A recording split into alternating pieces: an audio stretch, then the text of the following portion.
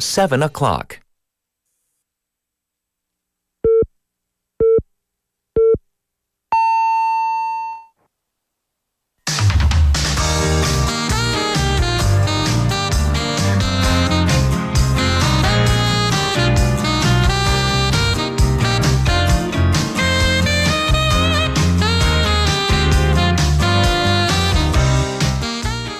Guess what, listeners? We have another long weekend coming up at the end of this week, right? So what destination comes to mind when you think of a short weekend getaway? Well, it used to be Jeju, but that's changed for lots of people. People are going to Japan, and this is evidenced by the number of flights to Jeju versus various Japanese cities. But this decline in tourism to Jeju is not limited to the island. It's an issue for domestic travel at large. Tourism is definitely a major industry for so many cities. And this is a matter of livelihood for so many people as well. I'm Catherine. This is Morning Wave in Busan on Monday, February 24th on BEFM, 부산영어방송.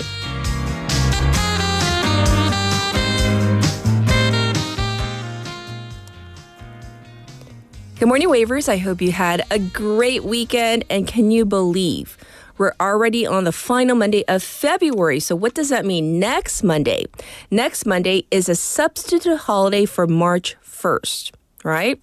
So many people will take this opportunity to go on a weekend getaway.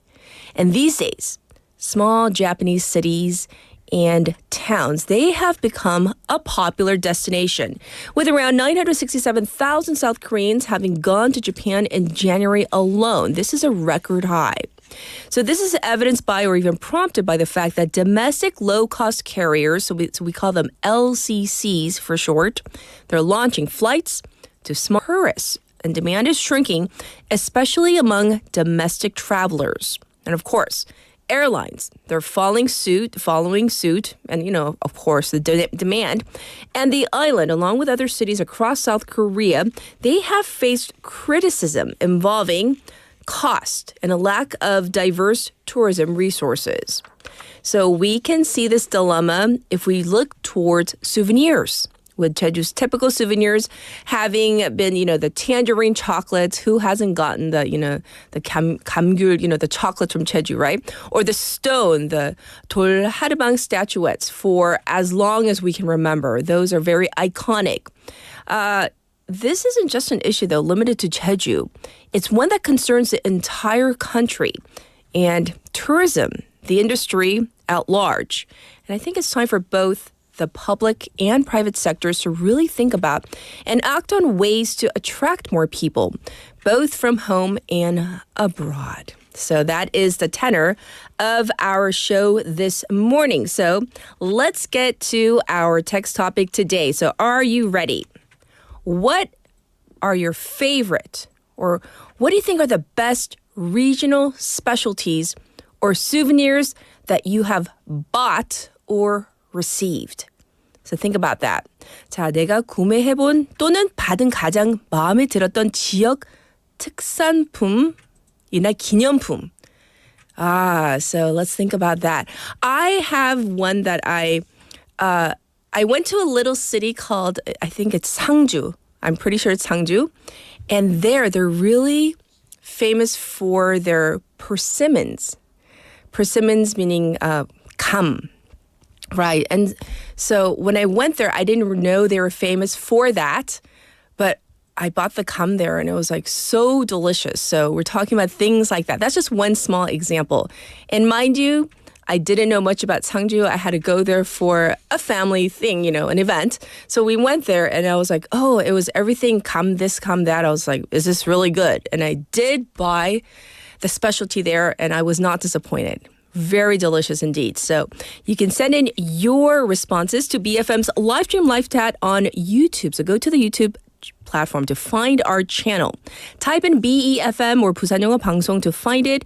Click on our logo to subscribe. You can log in and chat away with our other waivers. Also on your phone, pound 9050 샵 9050. That's going to cost you 101. You can also reach me for free on our Kakao Talk channel. So go to Kakao Talk. What do? You 친구 찾기. Add a friend, search for BEFM or 부산영어방송 to add us as a friend, and then you can send in your photos, messages, etc. And the ways you can listen to us these days on the radio, if you're in Busan, 90.5 or 103.3 FM, depending on where you are. YouTube, we're streaming live as we speak, but you can listen at your leisure. Also available on our own BEFM app, also the 팟빵 app. Well, for that, we have the 와글와글 segment. It's available there. Looking ahead to our Monday morning together.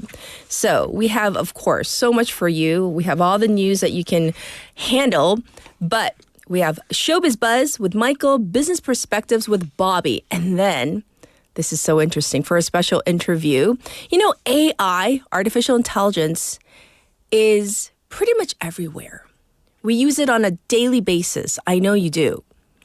However, have you thought about AI in the dating world? Oh, yeah, we're going there. So let's find out how AI may be shaping modern romance. I'm curious because it's been so long that, I've been on the dating scene. So I'm sure you're curious as well. Find out with me in hour number 2. I'll be back with today's headlines.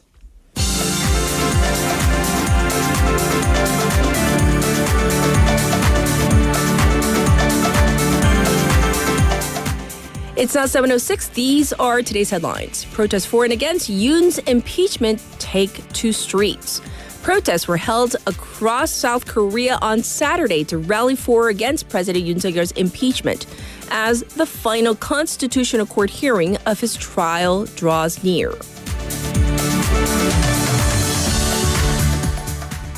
South Korea strongly condemns Japan's Takashima Day event.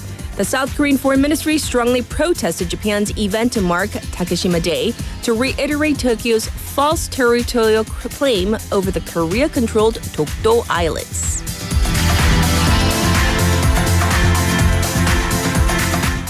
Men's parental leave exceeds 30% in 2024.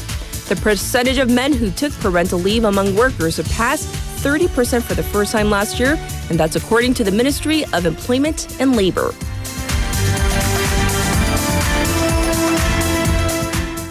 Kim Tae-yeon takes gold at Four Continents Figure Skating Championship. Kim Tae-yeon won the women's singles title at the Four Continents Figure Skating Championships in Seoul yesterday, setting a personal best just 10 days after her gold at the Asian Winter Games. Conservatives expected to win German elections with far-right AfD in second. Exit polls in Germany's snap election shows the Conservative Democratic Union and the Christian Social Union Party are set to be the largest party in the next German parliament. These are today's headlines.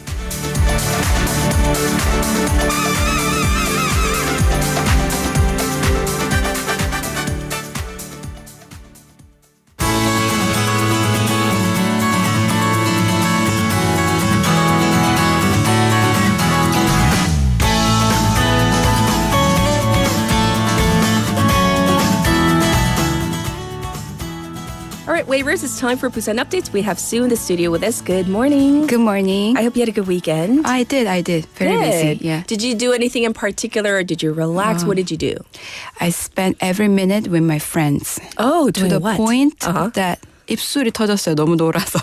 Ah, really? Yes. What did you do? Did you go out and party? What did you do? Did you stay up all night? I went bowling with my friends. She's going back to London. Okay. So she wanted to go bowling, but I bowling? Yeah. 볼링 때문에 입술이 터져요. 그런 것 같아요. 너무 힘들었어요. 맞았어요? 너무 힘들었어요. Oh, did you just play one game or was it multiple? Two games. Two games. Yeah, but then like last few games, I was like, can you just play for mine? Oh, the frames? Oh my gosh. Wow. Yeah. 체력이 별론가 봐요, 두 게임. Okay, for our text topic though, we're talking about like local specialties or souvenirs. Have you bought something like yourself, or have you received something that you really like? So when it comes to souvenirs, I love collecting mugs or fridge magnets. So that's my thing. So in your home, do you have lots of them? Yeah, from collection? Canada, from Niagara Falls and from CN Tower. Yes. From Busan Tower and Jeju. Yeah, all of that. Indeed. Yeah. Very nice. It keeps a keepsake from your travels and stuff, right? Yeah, and I find the ones from Busan are really beautiful because they're usually drawn with waves. There's always waves, like morning wave in Busan, right? Yes. The English waves come in. Did you like that, PD님? She liked it. I'm sure. All right. We're going to jump into our first Busan update. A fire broke out yesterday on Baekhyangsan Mountain. This is in Busan Jingu district, right? Yes, so it broke out at around 5:10 p.m. and it was extinguished after about 2 hours. And the forest authorities deployed 6 helicopters, 29 vehicles, and 140 personnel. Yes. But they did successfully put out the fire by 7:05 p.m. Right. And no casualties have been reported so far. But this reminds us how careful we need to be these days. Oh, absolutely. And that's why we give you the public service announcement pretty much, at least every other day to make sure that we're aware. Right. So something like this does not happen. So please take extra precautions, everyone. All right, next up, the Busan Brigade of the Army's 53rd Infantry Division. They're going to be conducting tactical training exercises in the city. So when is this going to take place? Starting from today till the 28th. And the purpose of the drill is to establish an integrated defense posture and carry out counterterrorism operations. And during the training, opposing forces will be deployed to simulate real combat situations. So troops will be mobilized both day and night, and they will use blank ammunition. Yes. And last year, the appearance of the wheeled armed vehicles K806 on Gwanghandaegyo and Busan-Hangdaegyo bridges caught the attention of citizens. Yes. And a brigade official asked for the understanding and active cooperation of the public. Yeah, so we're letting you know so you don't get worried if you see, this in your midst. So heads up, right? All right, so with only 8 months left until the National Sports Festival in Busan, I hear that construction on some stadiums, they haven't even begun. So, first of all, the National Sports Festival is a comprehensive sports competition held annually and featuring 50 sports events with 30,000 participants. And Busan is hosting the festival this October after 25 years. Yes. So this is a major event, though. Yes. Right. So, but however, there are concerns about some stadiums. And to be more specific, Dongnaegu district has pushed back on plans to replace the artificial rock climbing wall in Dongnae Historic Park with a squash stadium. Since the area, so this Dongnae 사적공원 is historically protected, getting all the necessary permits is taking longer than expected. So it makes it unlikely the stadium will be finished on time. And in addition, the city will need to build a sports climbing stadium at Asiad Stadium and a 24-court tennis stadium in Gijanggun County. The climbing stadium is set to start construction this month, while the tennis facility is waiting on compensation procedures next month. I see. And the thing is this, though. The economy is not looking great these days. We all know this. We feel it. So is there a concern regarding the costs maybe as well? Yes. Partly because of the exchange rate in fluctuations, rising construction costs mean the budget might need an extra 3 billion won on top of the original 5.6 billion won. I see. And Busan officials are working with the district to speed up the process and figure out budget sharing, but there is no guarantee it will all come together. And city officials say they are doing everything they can, but if things don't go as planned, they might have to borrow nearby facilities such as squash stadiums at Kumjong Sports Park's recreational facilities called Supo-One, or the tennis court at Hwamyeong Ecological Park. So they pointed out that other regions like Seoul and Gyeongnam Province have also relied on outside venues when they need it. Well, the thing is this, once again, I mean, this is the first time in 25 years that this big sports competition is coming to Busan. So I hope that we're ready to be a good host. All right, next, due to the rise in the elderly population, local governments in the city's older districts, they are introducing very unique support programs for seniors. So let's hear about this. Yes. So the areas with the highest proportion of elderly residents are all located in the city's older central districts. And the district with the highest proportion of elderly residents is Yeongdo, with 33.5%. And followed by Junggu district with 32.5%, and Donggu district with 29.9%, and Seogu district with 29.6%. I see. So give us some more details regarding these support programs. So for Junggu district, for example, has introduced the first ever program in Busan that offers financial assistance for dental implants to seniors aged 65 and older in vulnerable groups. And the district is investing 14 million won to support up to 2 dental implants. They're going to provide 590,000 won per senior. Okay. And also they're providing dignity maintenance funds called Bumi Yujibi for seniors' personal care. Okay, so that's for Junggu district. You can get some water if you need to. It's fine. Yes. So I will continue. So next up, we're going to talk about Donggu district, right?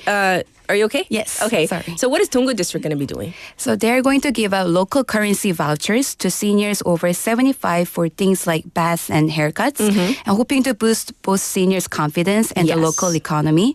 They've also introduced a program to help seniors who collect waste paper by providing safer, lightweight carts with added features for those in low-income households. And Seogu district is helping seniors who are over 100 years old with gifts like air purifiers, and they're also offering a hospital escort service to make it easier for seniors to get to doctor's appointments. Right. And the service includes transport, helping with registration, and picking up prescriptions. This is all going to be helpful. And once again, for seniors, but we're all going to be seniors one day too. So let's be mindful and supportive of these support programs. All right. So is it a wrap for today? Yes. Well, thank you for all the Busan updates, and we'll check in with you tomorrow. Thank you, Sue. Thank you. All right. Here is your traffic and weather report.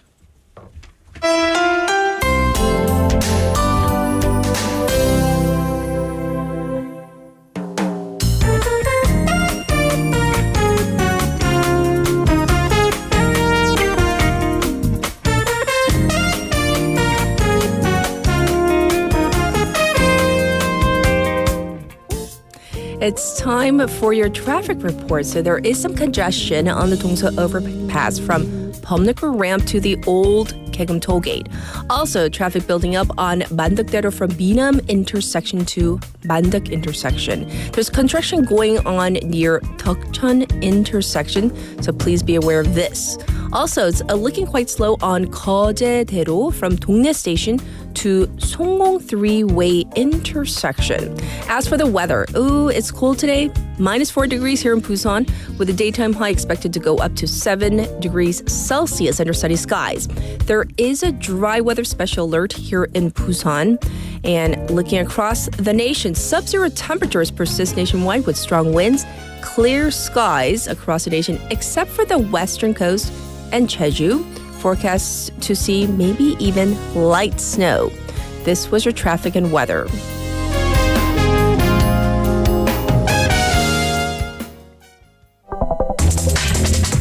Are you an early bird?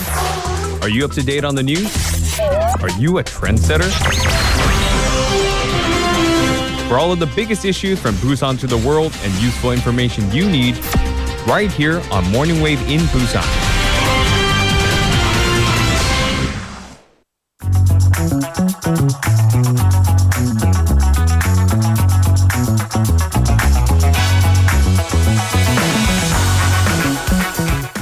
For News Digest. We have Haley here. Good morning. Good morning. How was your weekend? It was really good. We had this is my sister's last weekend in Korea before she goes off for student exchange. She'll be back.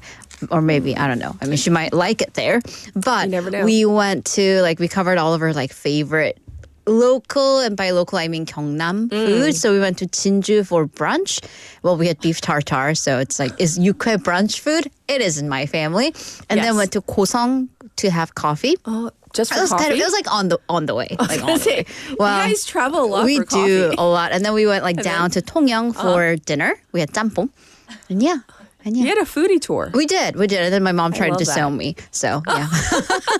She's like, enough. Yeah. She was like, we're done. So I'm like, all Hannah's right, let's going. go home. She's going. She's going. Poor She's, Hannah. she's growing packing. up. I mean, she has been taller than me for the past 5 or so years. But yeah. Yeah, she's when we growing say up. little, we mean like younger. Though, not I'm little. okay. Yeah. I mean, you have family members who are not They're like all you. taller than me. Well, I'm I mean, like you in personality yeah. and preparation. So I do die a little bit every single day as I'm telling her, like, can you pack?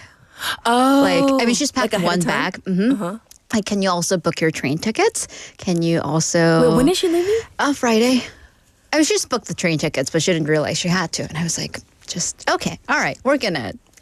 The goal this year is to let go and nag less, but it's getting harder and harder. Yeah. Oh, you know what? I think you were just born Gonde. I think so too. I was born And this to... is not a diss yeah. because as am I. Yeah, so it's we're okay. like mirroring each other right now. It's fine. Hey, by the way, we're talking about the local like specialty. Speaking of gifts. which, yeah. I love, so if this was not crystal clear already, I love food. Yes. My entire family loves food. Gift me food and I'll be happy. Speaking of her gifting me food, 경주빵. Because we go to Gyeongju all the time. Right. And 경주빵, it's just like, it's a tiny bun that has red bean fillings inside, but it's really good. It's just, we usually buy a couple dozen and freeze it. So it's just for like snacks here and there. Yeah, and then now these days they have these sands. Oh, I'm a fan of 경주빵 because I know there's 찰보리빵, but those are really thin. Yeah. The little pancake thingies. I call them the little pancake things. Right. And they're really good to all the small businesses that sell them. But Taejin has a message for us. Oh. Haley, 캐서린도 데리고 다녀요. I mean, my mom's going to disown me, so you can take that spot. Okay. Yeah. Sure. I'll take Hannah's spot. Oh, okay, there we go. There we go. I can be Haley's little sister, but not so little. All right. Anyway. Let's get into our news digest. 우리 피디님 표정. Is she? I can't, because I She's can't see her making face. faces. I can hear her. Like she's like the face is like she's flabbergasted at us. Okay, so we're gonna go back to the Kijang Resort fire because the site apparently had completed construction, at least on paper. However, evidence shows otherwise. Indeed. So first of all, after a week, actually a little over a week since the fire broke out and killed 6 people, the construction company Samjong Construction finally issued an apology. However, the families of the victims are still calling for a full and thorough investigation. Sure. And going to that investigation, according to those in the industry, construction had been going on at this site, the 반얀트리 hotel site, for about 2 months. And that was after the site was approved for construction completion, 준공, by the local government. So as we have previously reported, at the time of the accident, there were over 800 workers on the site, which apparently is actually more than the number of workers who were there while the construction was an active site. And there were reports say scaffolds, 비계, that were still in place, and you just wouldn't see that at an actually completed construction building. Sure. And construction was still ongoing on the roof. But, and here's the big thing, because it was completed on paper at least, all the fire and safety equipments like sprinklers and alarms should have been fully operational. And we have reports that say there are records of the sprinkler valves having been shut off. Ooh. So in a completed building, that's not supposed to happen. True. So the police are looking into that. And also even the fire alarms and detectors being off because the dust from an active construction site and sparks from the welding could have set it off. So it is customary. It's not, we're not saying it's fully okay, but it's common for such equipment to be shut off. And here's the thing though. Once the building is deemed complete, at least on paper, they don't have to have people like fire safety managers, building safety managers, and other construction safety personnel or systems in place or on site. Right. So the thing is that this case may not be an outlier, and it's apparently common for these sites to continue with the interior and the finishing touches even after a site is deemed complete on paper. Experts therefore call for changes and strengthened regulation. I see. So once again, major fire with casualties, of course.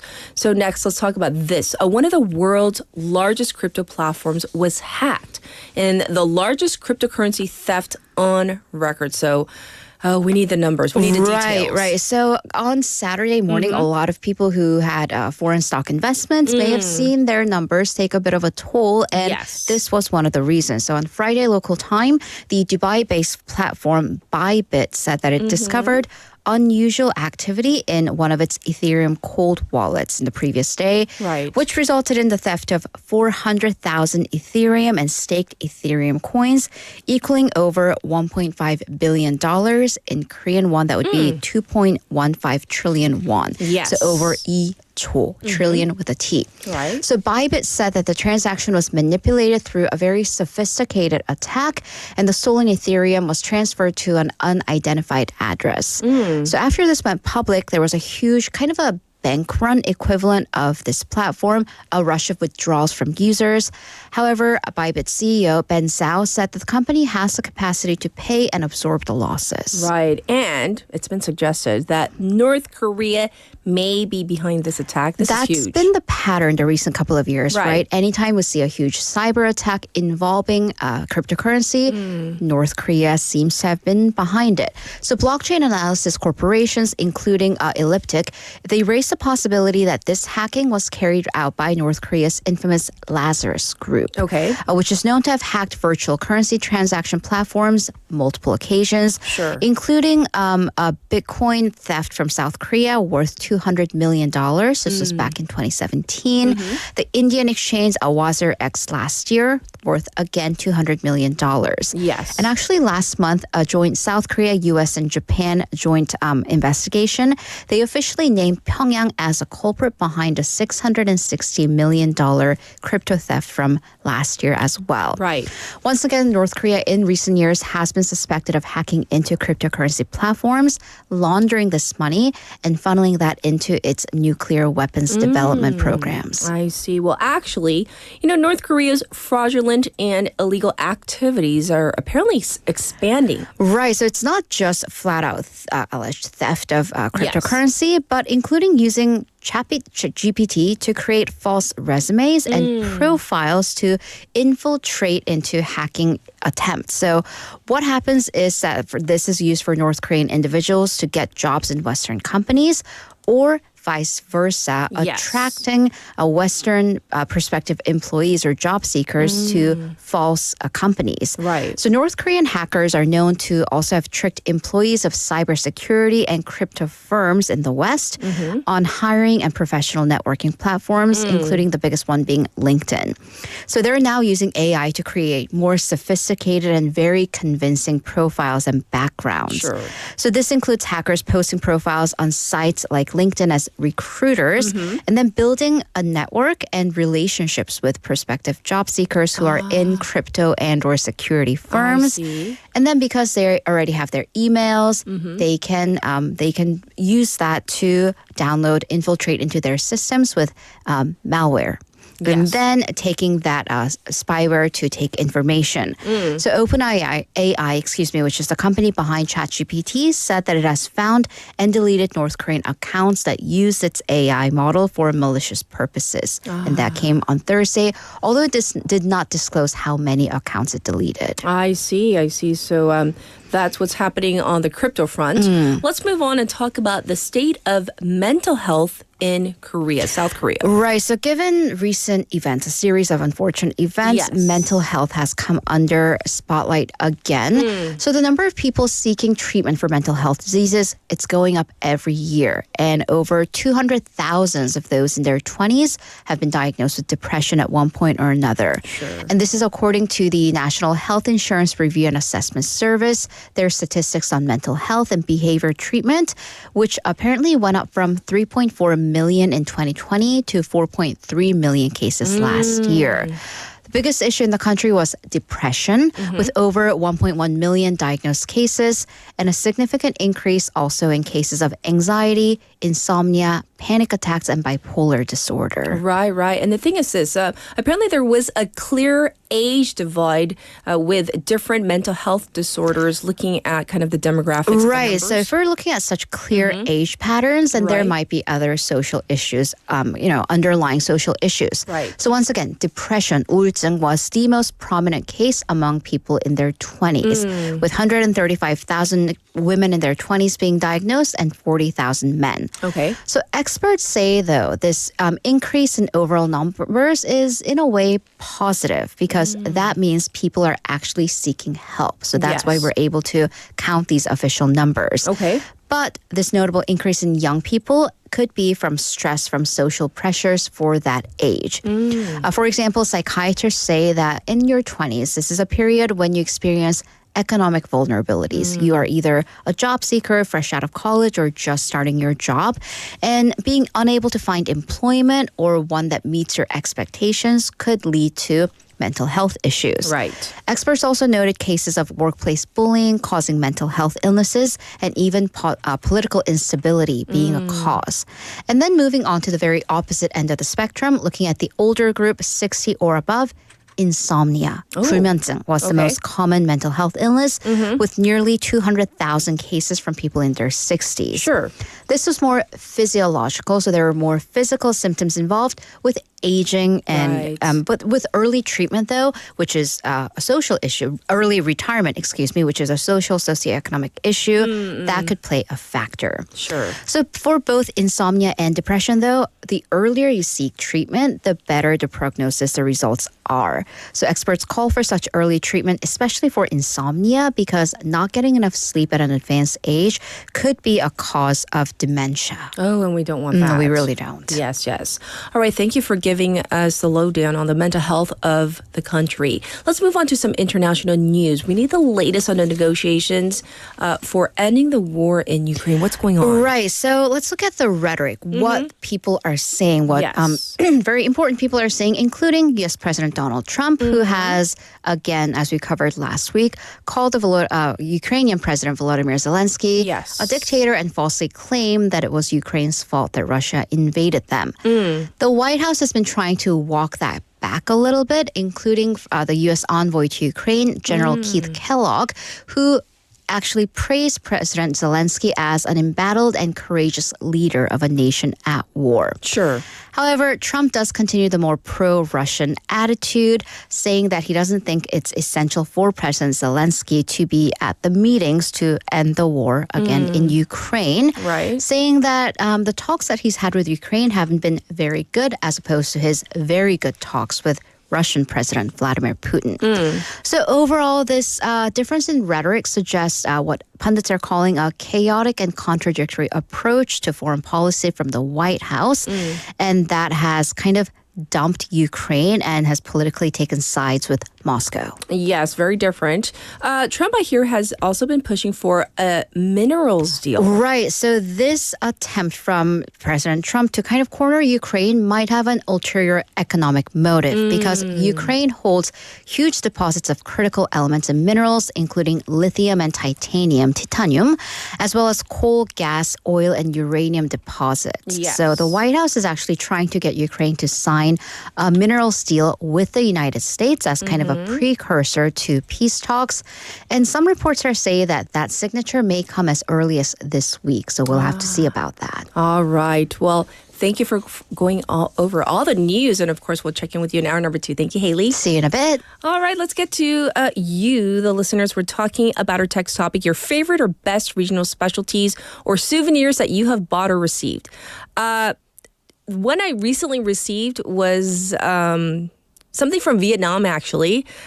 I haven't been to Vietnam, and apparently in Vietnam, I guess pepper, huchu, is very popular, right? Everybody's like, they agree. So my daughter brought me back like 3 different kinds of pepper. I'll be honest. So I've been using the pepper. I can't tell the difference.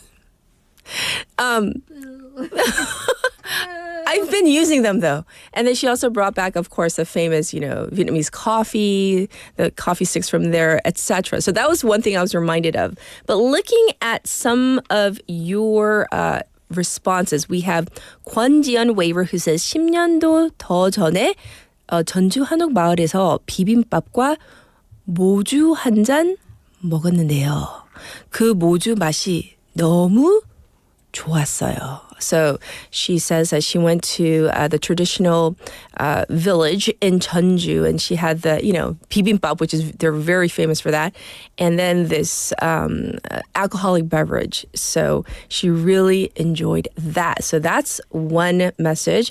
We also have Clan the Potter checking in with us saying, I remember I brought a snow crab bread. Oh, 대게빵 as a souvenir from my trip to 영덕 years back. 영덕은 게로 굉장히 유명하잖아요. So not only cute, but also yummy. My folks also loved it. Ooh, that sounds so good. I haven't had the 대게빵. I've had the 대게 from 영덕, but so expensive these days, right? Well, let's get to Kat's pick for now, and I'll read more of your messages in a bit.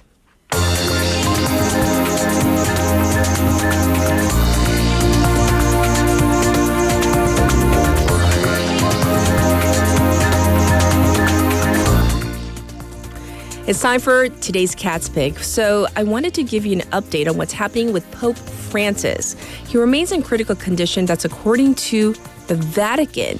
And now there are signs of, or mild signs of, kidney failure. So let's get to a clip from the Today Show. With fears for the health of Pope Francis after the Vatican announced on Saturday he is in critical condition. This is a beautiful Sunday here at the Vatican, but it's certainly no typical Sunday. Pope Francis was supposed to celebrate Mass and ordain hundreds of deacons at St. Peter's Basilica, but that did not happen. He remains hospitalized. Vatican officials tell us that he had a peaceful night, that he rested, and this morning we understand that he is still using those nasal cannulas to get what are called high flows of oxygen to help him breathe. Now, this comes after a respiratory crisis, a prolonged respiratory crisis happened yesterday that necessitated those high flows of oxygen and the discovery that the Pope had low blood platelets associated with anemia that made those blood transfusions necessary. As you said, Pope Francis' condition yesterday was described as critical. We've had no update on that today. We should get some more information this morning. Now, or this evening. Now, along with missing Mass, Pope Francis also did not deliver his weekly Sunday address called the Angelus. However, he did write a letter to the faithful, and in it he said he's carrying on with his treatment and the rest is part of that therapy. He also thanked all the doctors and health workers who are taking such good care of him. Now, here at St. Peter's and throughout the globe, there are prayers going up for Pope Francis today. As one archbishop put it, they are praying for God to assist him in this time of his trial and illness. So as you heard from that clip, things have gotten worse since the last time I reported on this. And so, as you can imagine, it being Sunday in many parts of the world, many people are praying for the full recovery of Pope Francis. However, as I reported last week, he already had a prior lung issue and then pneumonia and then this. So, of course, we're hoping for the best. This was Kat's Pick for today.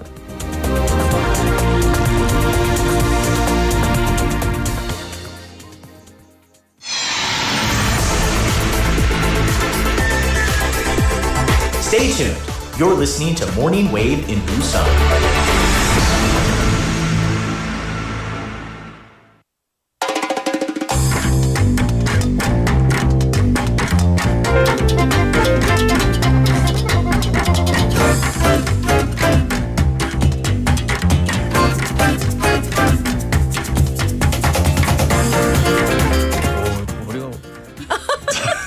So curly today, my hair. Ooh, the little curly thing. Yeah, it's something. cute. I don't know. Oh, wait. By the way, this is Michael. Good morning, guys. Showbiz everyone. Buzz. Yeah, I'm just looking at my the screen and like I I did a little bit of touch on my hair. You know what I And love it's and way hate? too curly. Our producer, she's like talking to one of us, right? She says something, and then like she suddenly puts up the mic. Yeah, So like there was no prior I know, and notice. then so we're like caught in the middle of a I didn't know the show was on. I was like, know, it's like- I was just looking into my hair and the 무슨 show 얘기하다가 started. 갑자기 마이크를 올리세요. 그냥 지금 마음대로. 시작했어요? 시작했구나. Oh, that's how we know. Oh, I just found out. Right? 저는 맨날 당해요. It happens to me all me, the time. every she just Monday. suddenly puts up the mic. And so I got to be careful what I say off air. I mean, I don't know when she's gonna put the I guess mic so. on. I mean, yeah, it's her. It's the PD name. It's her. Yeah, it's her. I think she likes it. The I think thrill. I think she enjoys it. She wants to get she me does fired. this on purpose. Yes. Yes. So that's what we're insisting. Hey, for a text topic, we're talking about like local specialties or souvenirs, domestic Souvenir. and abroad. Whether you've bought them yourself or you've had people, bring them back for you. For example, like mangoes. Mangoes. Like mangoes, the dried mangoes are really popular. Is it from the Philippines? Somewhere down there. Like Cebu, Philippines? Yeah, Right. yeah. Like people always bring Exotic, back mangoes. yeah. And when you go to Thailand, like I brought back a lot of the coconut chips. Uh-huh. Those are very popular. Yeah. So do you have any favorite like local specialties? Domestic is fine too. We talked about the 경주빵. 경주빵. I talked about the 상주 그 곶감. Yeah, I mean, right? there are so many specialties Yes. wherever you go, and it's very hard to pick, right? But I go to Japan a lot for vacation. Yes. And I would go to Sapporo. That's like the northern part of Japan, where there's a lot of snow and stuff. Yes. And they have this wonderful, cutest little birds, like a furry ball, very very white. I don't know what it's called. Like it's like a bird from Sapporo. I'm scared where is this going? Yeah. So there's like a keyring. Oh, keyring. Okay, I was gonna. Yeah. No, I don't eat them. No, I was like, Well, what do you what do do to you- the little birds? No, I don't eat them. No, okay. they're cute, Aw. And like they have a lot of keyrings and souvenirs that are designed after these birds. okay, Like they are okay. native to the Sapporo region. Sure. So yeah, I would buy a lot of them just as gifts to. Yeah, well, thank goodness nothing happened to the birds. Yes. Yeah. Oh. But that's my thing, yeah. Oh, this is a good one. Souvenir, one of our listeners says, 저는 스위스 여행 갔을 때 초콜릿이 기억 남아요. 오, 스위스는 초콜릿 맞죠? 그쵸. 네. Wait, I forgot who brought us back chocolate. Was it Bonnie? I think Bonnie brought us back chocolate from Switzerland. And it's good, right? Yeah, I bet. yeah. So I need to take a vacation in order to bring you guys back goodies. Yeah, I mean, 피디님, 언제 갈까요? 휴가 좀 주세요. 네. All right, we're going to jump into our showbiz buzz. Yes. First topic, I think a lot of things are going on in Korea and also in the cultural sector, cultural industry. There was a bomb threat. Yes. At a concert held by American singer-rapper Tu Hollis in gosh. Seoul led to a temporary evacuation of hundreds of attendees last Friday. Yes. According to officials, a police report was received at 6:24 p.m. claiming that an explosive device had been planted at the concert venue in Itaewon, Central Seoul, where the performance by Tu Hollis was underway. So serious. Very, very, it was a big incident. But thankfully, I mean, a police SWAT team and firefighters conducted a thorough search of the venue for over an hour, but found no hazardous materials. That's, good news. The concert later resumed without further incident. Yes. Authorities said they are investigating the circumstances surrounding the threat. And it's Itaewon, right? And it's sensitive when it comes to Itaewon. course. A lot of, things like this. It brings back really bad memories, and it's something that we don't want to re-experience, or remember at all. But Right. it's so like this must have been a scare for a lot of people. But thank goodness it's nothing happened or nothing was found. So that's good news. That's really, really good news. Yeah. Because, it's bad that there was a bomb threat, but the fact that they didn't find anything, no one got injured, definitely good news. Yeah. I have an update to what you were saying because I don't want to forget. We have a 현경 Waver who says, 안녕하세요. 저 삿포로 동그란 새 키링 저도 있는데. 동그란 새. Yeah, it's like oh my god, it's cute. You have It's to. called 흰 오목 눈이 새. 흰 오목눈이 새. 들으세요. 전 띄어쓰기가 너무 No, 힘들어요. it's right though. 오목 눈이 새. I think that's correct. Right. 흰 오목눈이 새. It's round. It's like circle. Like, oh my goodness, like it's so cute. It's so cute. Yeah, it's so cute that I have a runny nose now. Do we need tissue? 너무 귀여워요. Tissue, 진짜. tissue. No, it's okay. It's okay. Okay. 너무 귀여워요. 어울릴 수 없대요. Okay. Yeah. So But anyhow, always search someone it who online. knows, Yeah, I mean, it's yes. beautiful creatures. Yes. Yeah. But anyways. Let's move on to our next item. Yeah. SM's first British boy band. What is this? Yeah. SM Entertainment's first British boy group, Dear Alice, formed under a partnership with Kakao Entertainment, 네. made its debut with the digital single Ariana on Friday. Ariana was produced by Siba, a renowned London-based producer known for his work with artists such as Rita Ora and Ed Sheeran. The 5-member group that consists of members Blaze Noon, James Sharp, Oliver Quinn, Dexter Greenwood, and Reese Carter expressed excitement about the release. Dear Alice's formation was chronicled in the BBC One series Made in Korea, The K-Pop Experience, which aired this past summer. Yes. The group previously unveiled Ariana at the SM Town Live 2025 concert in January and on Mnet's TV show Countdown. So it's K-pop without the K. Yes. And it's going to be very interesting to see how it unfolds. Right. Yeah. Because we had that debate before. What makes exactly. We did. K-pop K-pop, right? K-팝에 K가 없어지면은 K-팝인가? 아니면 그냥 팝인가? 그냥 팝인가? Pop based on it's K-pop. It's a debate. It's still ongoing debate. Yeah. So it's an interesting topic to think about, though. You know. So all right. yeah, interesting. Well, let's get to our next item. What's this story about? Yeah. Well, I just wanted to take a look back on the year 2024. And for K-pop, it was a very off year. It was a rough year? Yeah, it was a rough year for K-pop. All the statistic data are now in place. Well, we know and why, looking at the statistics, and the question is whether this tide will turn this year.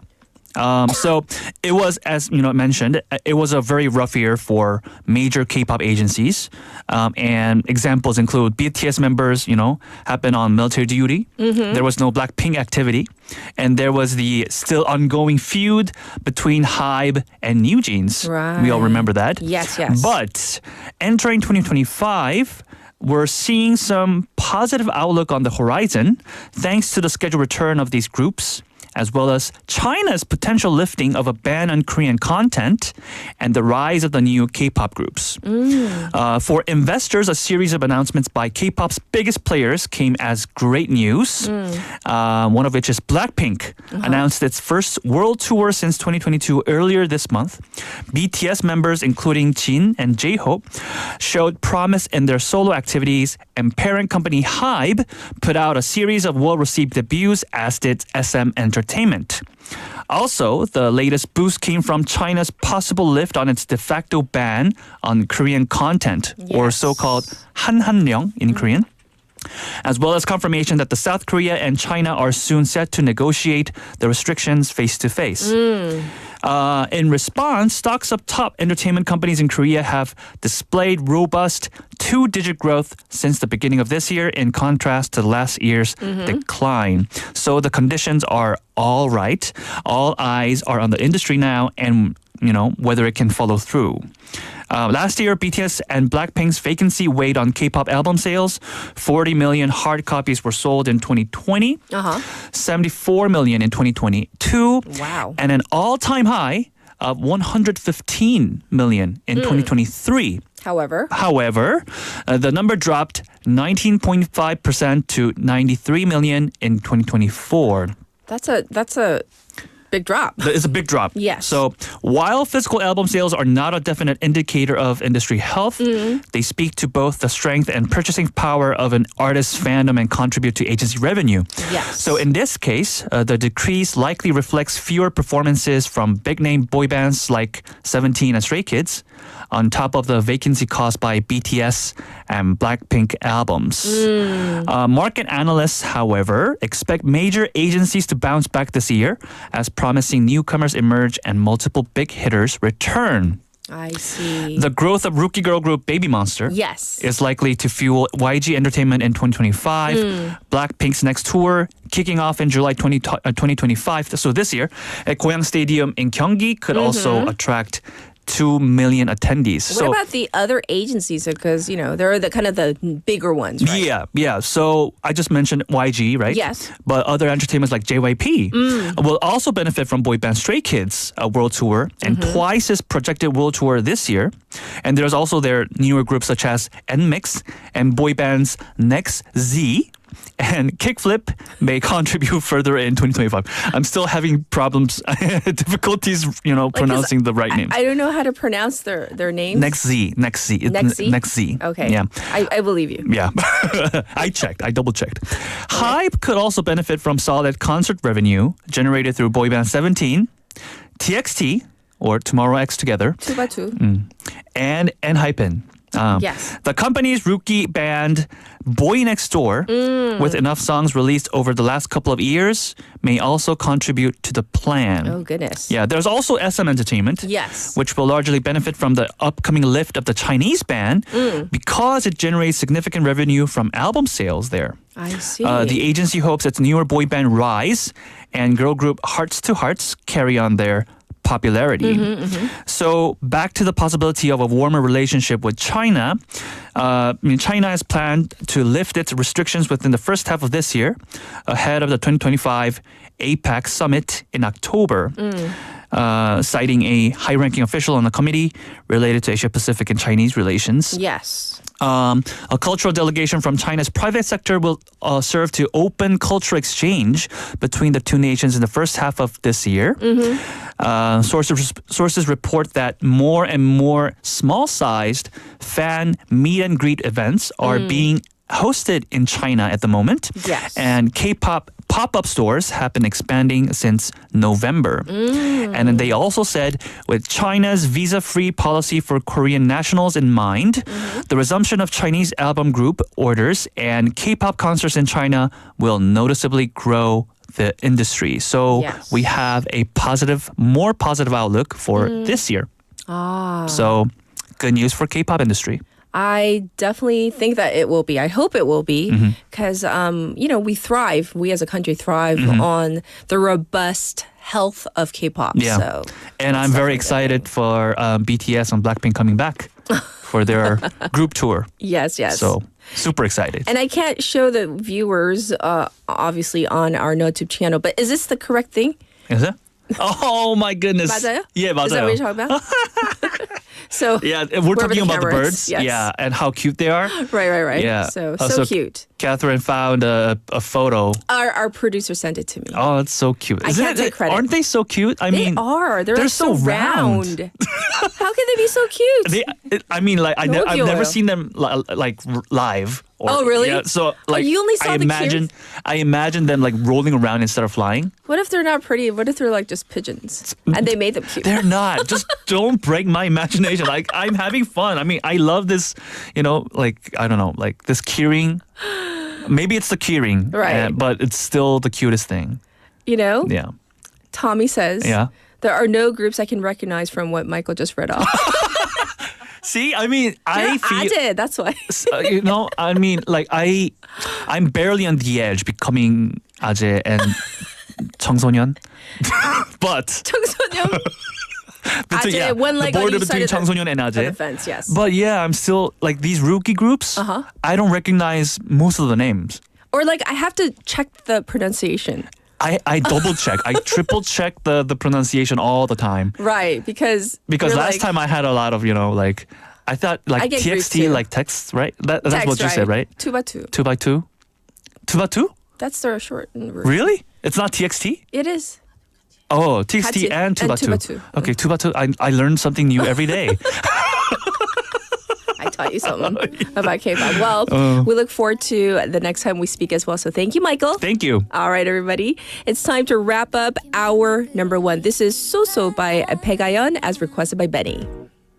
한두 번 만나보고 며칠을 연락해도 어색한 공기만 흐를 뿐 참 답답해 이상해 자꾸 어긋나는 일 대체 뭐가 문제일까 누굴 만나도 쏘쏘 혼자인 것도 쏘쏘 설레이지도 나쁘지도 않은 기분 감을 잃어가 점점 사랑은 어떻게 하는 거였더라 기억도 잘 안 나.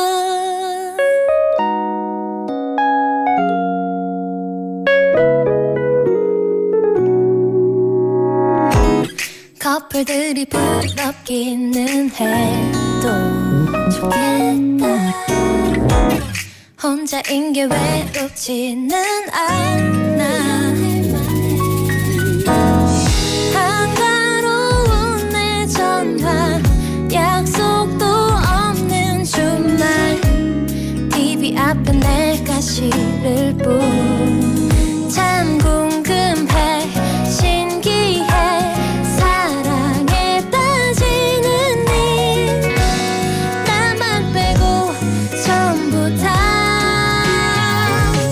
누굴 만나도 쏘쏘 혼자인 것도 쏘쏘 설레이지도 나쁘지도 않은 기분 감을 잃어가 점점 사랑은 어떻게 하는 거였더라 어디서 뭐 하냐고 태어나긴 했냐고 이제는 좀 나타나줘 내맘 줄 사람 보자마자 안아주고 싶어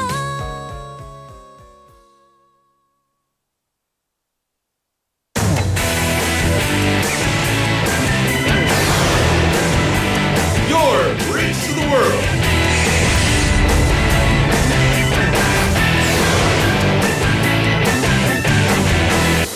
BEFM 부산영어방송.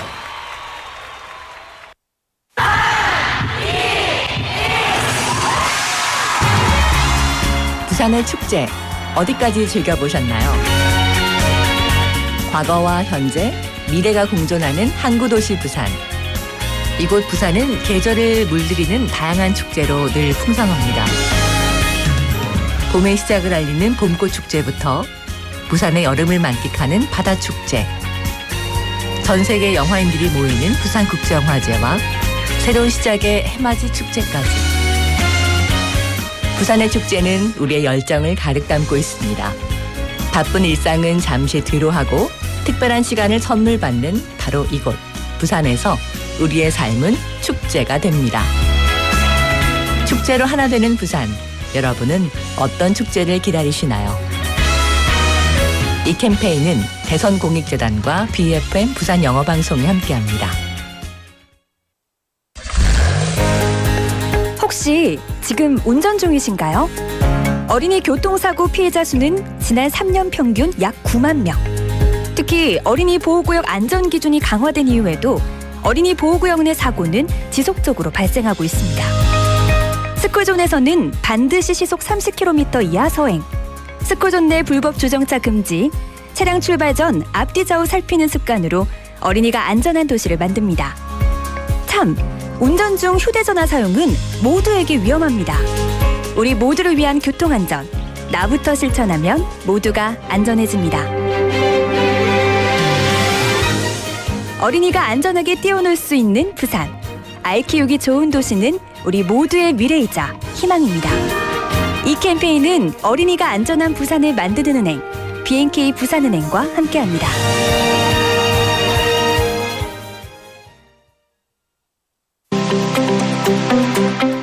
These are the guidelines for action for people in the event of an apartment building fire. First, if evacuation is possible in the event of a fire in your home,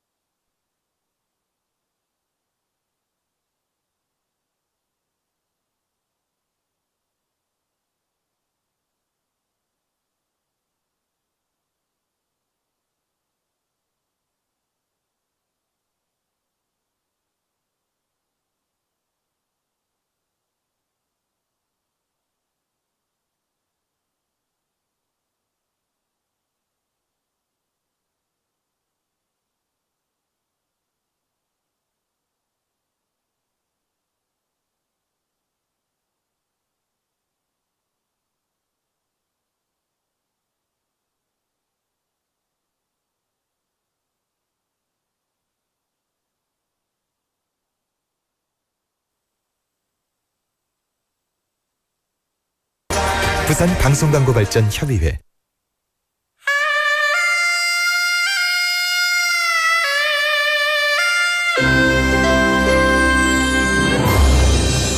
The time is now 8 o'clock.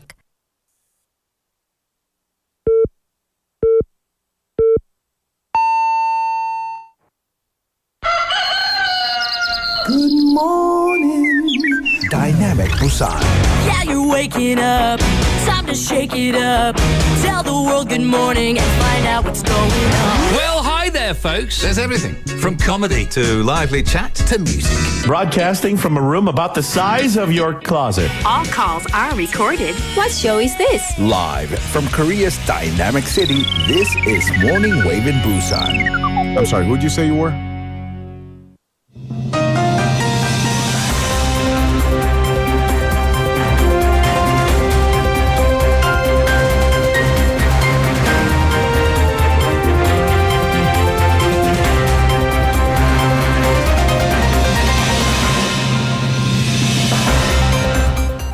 It's time for news highlights. Protests for and against Yoon's impeachment take to streets.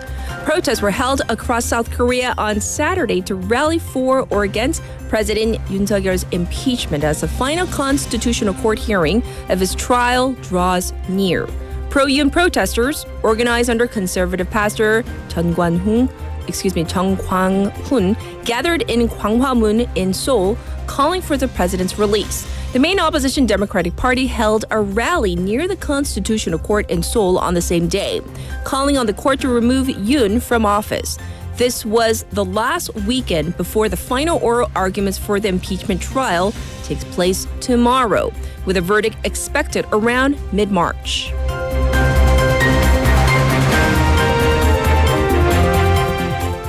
South Korea condemns strongly Japan's Takashima Day event. The South Korean Foreign Ministry strongly protested Japan's event to mark Takashima Day to reiterate Tokyo's false territorial claim over the Korea-controlled Dokdo Islets. Seoul called for an abolishment of the annual Takashima Day event, which is held by the Japanese prefecture of Shimane. The ministry urged Tokyo to immediately halt its unjust claims over Dokdo Islets and summoned the deputy chief of mission at the Japanese embassy in Seoul to lodge a formal complaint.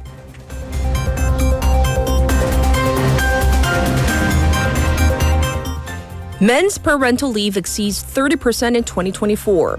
The percentage of men who took parental leave among workers surpassed 30% for the first time last year, according to the Ministry of Employment and Labor. The ministry's figures put the number of men who went on parental leaves in 2024 at 41,826, or 31%. The figure has gone up steadily from just 5.6% in 2015. The ministry attributed the rise to a new system introduced last year, which allows parents with children under 8 months to receive their full salary for the first 6 months if both take parental leave.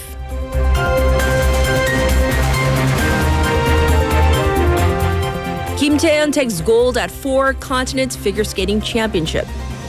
Kim Tae-yeon won the women's singles title at the 4 Continents Figure Skating Championships in Seoul yesterday, setting a personal best just 10 days after her gold at the Asian Winter Games. The 18-year-old skater won the short program with a new personal best of 74.02 points on Friday, topping that off with 148.36 points in the free skate for a new career high total of 222.38 points. Men's figure skater Tajun Hwan won the silver in the men's category, marking his second consecutive year of going on the podium in the competition held by the International Skating Union.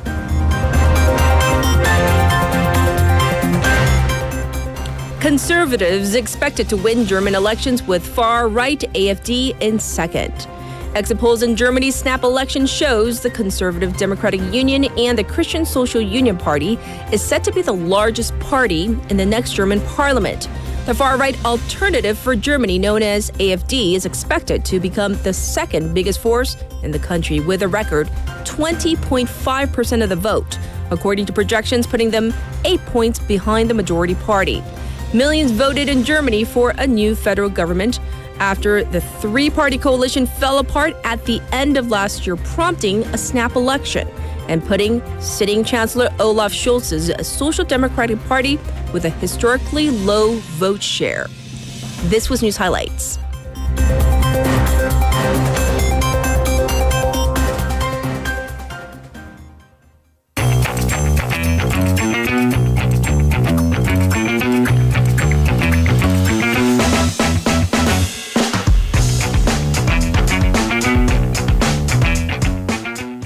It's now time for Waglwagle. Guess who's here? I'm back. Haley's back. Hello. Yes. So have you thought of any more regional delicacies, specialties? I'm sure you have. I've realized I've also had the snow crab leg bread pastry. It's quite good. It's quite good. And then I've noticed that I go to a lot of bakeries, like local bakeries. I always look at the most famous bakery and I'm choking up thinking about it. I want to go on vacation so bad. But yeah, and then they have just bread and pastries, and I will buy them, like armful of them.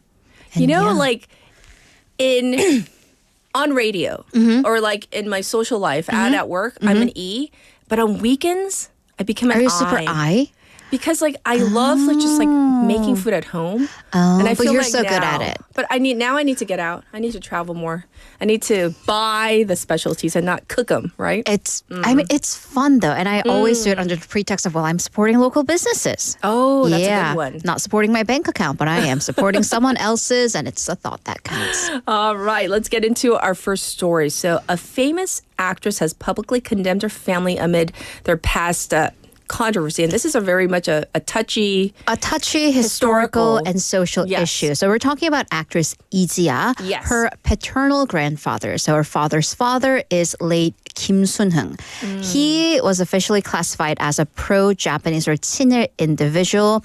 He was incredibly wealthy and left his 7 sons and 5 daughters, many, many assets, including this property appraised to be worth 3.5 billion won. And that's just one. So his children, including actress Lee Ji-ah's father, why this is coming up now? Well, they're currently involved in a lawsuit over a power of attorney transfer of the rights of this particular land with one of the siblings who apparently had this power of attorney. So the controversy, as it always is with these pro-Japanese individuals and their descendants, is that there's a very high likelihood that the property in question, as well as their many assets, include what we call generational wealth. If you go back 2 generations and if your grandparents were incredibly wealthy during that time, what kind of connections did they have to give him this wealth? So in this case, with Kim Sun-heung, who he sided with, which was the Japanese, and he worked for the Japanese, including partaking then inevitably in economic and labor exploitations of the people of Chosun, and even some people turning in independence fighters. Yes. And so after several days of this, Lee Ji-ah released a statement, right? Right. So this is actually very, it sets her apart from other controversies, and there are other celebrities whose ancestry has come into question. Sure. But she issued a statement through her agency BH that she deeply recognizes. She's very much aware of her grandfather's historical wrongdoing. Right. And she sincerely apologizes as one of his descendants. She also explained that he passed away when she was 2 years old, and she was raised without knowing anything about the family history. Right. However, she explains that she became aware of this in 2011, at which point she visited this historical center, the Center for Historical Truth and Justice, 민족문제연구소, which is the organization that compiles this official 친일 pro-Japanese individuals kind of list. Yes. And she confirmed this, and with them, she studied the related documents regarding her grandfather's contributions to Japan. She said that even considering the times, her grandfather's behavior was what she finds to be unacceptable. And she also added that if the land in question is property that was acquired during the forced occupation period through such means, then she believes it should be returned to the country. So this really does go beyond just one actress and her family. This is a larger social issue. Right. So historians and social activists say that this issue speaks to the larger problem that because the country, South Korea, did not or was not able to eradicate the remnants of colonialism, these issues still passed down. That the descendants of those who sided with Japan are still able to gain wealth from property that was acquired through such wrongs. Yes. So, by the way, a bit of historical background. In 2005, the Special Act on the Nationalization of Assets of Pro-Japanese Activities, this bill was enacted, which gave the government the right to investigate assets that were held by pro-Japanese individuals. Okay. And it retrieved over 13 million square meter of land held by 168 people. That was worth about way over 200 billion won. Yes. The Justice Ministry is tasked carrying on with this work. However, according to an NBC report last year, over a dozen cases of the retrieved land went back to the people who held it previously through government contracts. So they took it back and then they kind of gave it back or sold it back. So by the way, since liberation, such land was traded actively. So if you cannot apply laws retroactively. After they pass, if things happen before the laws pass, you can't do anything about it. Right. At least on individual levels. So this is why activists are calling on the government to be more proactive. Indeed. Well, that is indeed a woggly issue, and hence we're covering it. So we're going to move on to our next issue. This is Suseonggu District in Daegu is under fire for a particular public restroom. So why? Right. So Suseongmot is this lake in the middle of the district. Right. Major tourist attraction with a lot of cafes and restaurants, beautiful walking trail. The district announced that it has finished remodeling this particular public bathroom, and it'll be a part of its tourism kind of belt around the lake. All right. So it is a state-of-the-art bathroom, and it was created under the Spanish architect Daniel Valle. Utilizes curves, natural wood, and inside like rounded and curved windows. It's very architectural, to say the least.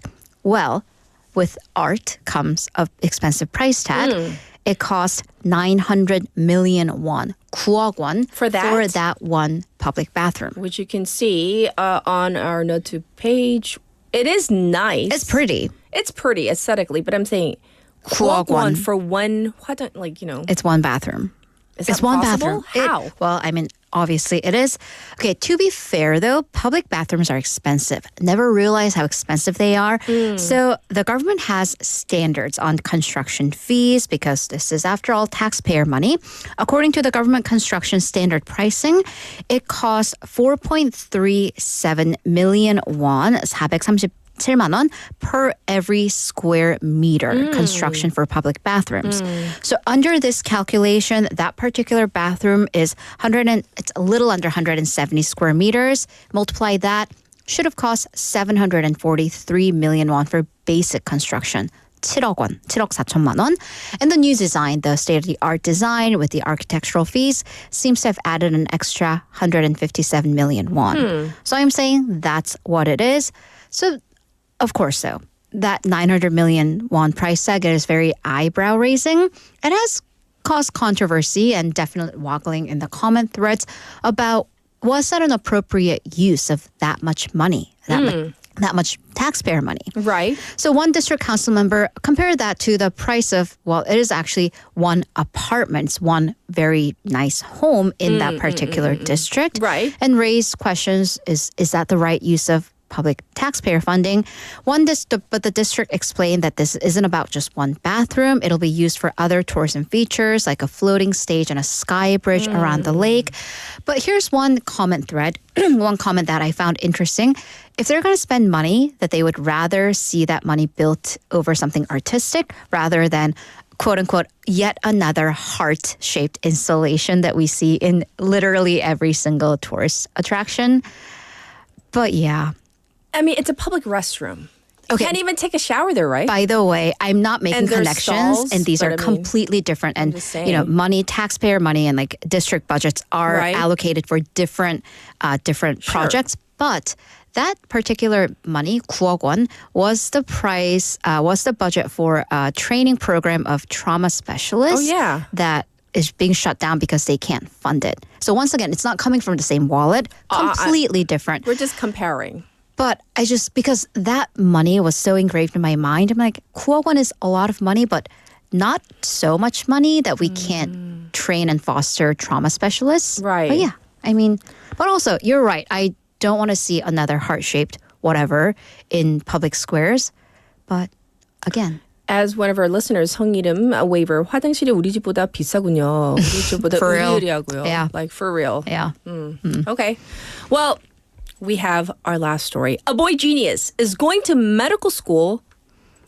Is this a typo? Okay. By the At way, the age of 15? yeah, if you are a student listening with your parents, Like turn down the radio. mute us. Mute us. Right now. Mute us for a bit. Just a little bit. Because you don't need this. 30 seconds. But a 15-year-old Kim Do-yoon, who was born in May of 2010, which is shocking. I'm like, if you're born in 2010, are you seriously walking and talking and functioning enough to go to med school? Anyways, going to Catholic University Medical Schools on early admissions, and early with a capital E. He is a rare case of having been admitted to 2 different medical schools. And that's hard at any age, especially with the competition going on right now. But this 15-year-old should be 중3, should be in the 3rd year of middle school. 수시로 어떻게 이 나이에? I know, seriously though. Right?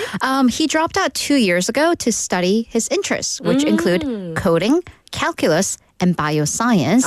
And he took the GED for middle and high school last year. Right. Full marks. Okay. Perfect score. Okay.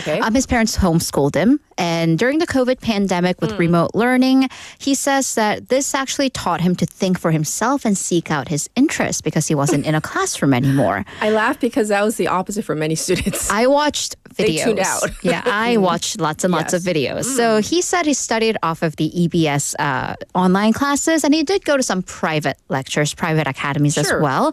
But he is going to medical school to pursue his interest in bioscience, basic medicine. He is interested in infectious disease prevention and treatment and wants to be a medical scientist. Wow. So yeah, the future is bright for At medical least sciences for this one child. student. Who and is, you know his parents, rightly so. Oh, their shoulders are like up in the air. Yeah, But I mean, it's well okay. done. But here's the thing: he's homeschooled. I know. So his parents they taught did him something right. Yes. I struggle to. I mean, I will help my 2nd grade nephew with his English homework, but with the math, I'm like, ask your father. Yeah, someone Math else, is not tough. me. Yeah. Yes. My excuse is always, we didn't do it that way in California. Right? I'm like, oh, can you ask me the question again in English? Then Yes. I might be able to answer. Right. American calculus different from Korean calculus. Anyway, thank you for all the Woggly news. We'll check in with you tomorrow. Thank you, Haley. Have a great day. All right, now it's time for your updated traffic and weather.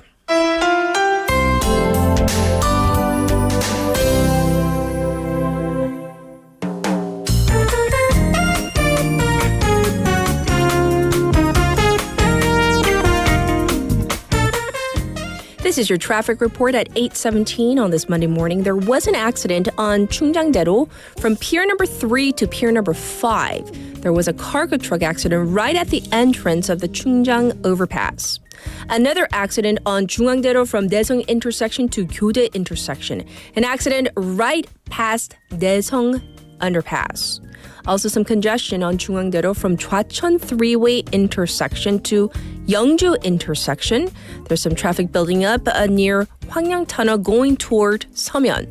Also, slow on Haeundae-ro from Olympic intersection to the Wondong interchange.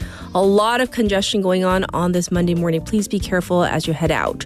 As for the weather, you're going to have to bundle up. -4 degrees right now here in Busan with a daytime high expected to go up to 7 degrees Celsius under clear skies. There is a dry weather special alert over Busan. Looking across the country, sub-zero temperatures are persisting with strong winds. Clear skies across the country except for the western coast and Jeju, forecast to see some light snow. This was your traffic and weather.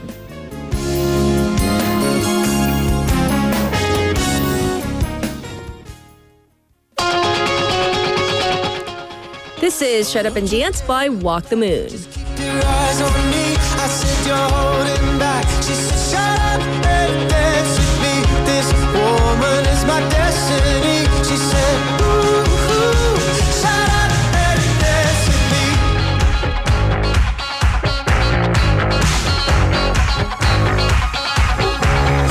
We were victims of the night. The chemical, physical, kryptonite. Help us to the base and the fading light. Oh, we were bound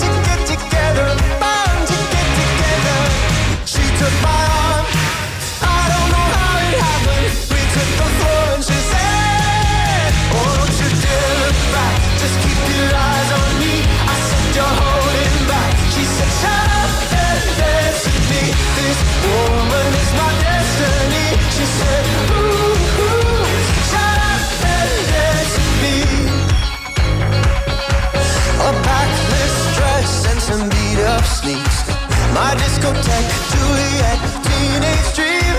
I felt it in my chest as she looked at me. I knew we were bound to be together, bound to be together. She took my arm, I don't know how it happened. We took the floor and she said, oh, don't you dare look back, just keep your eyes on me. I said, you're holding back. She said, shut up and dance with me. This woman is my destiny. She said, ooh, ooh, shut up and dance with me. Oh, come on, girl.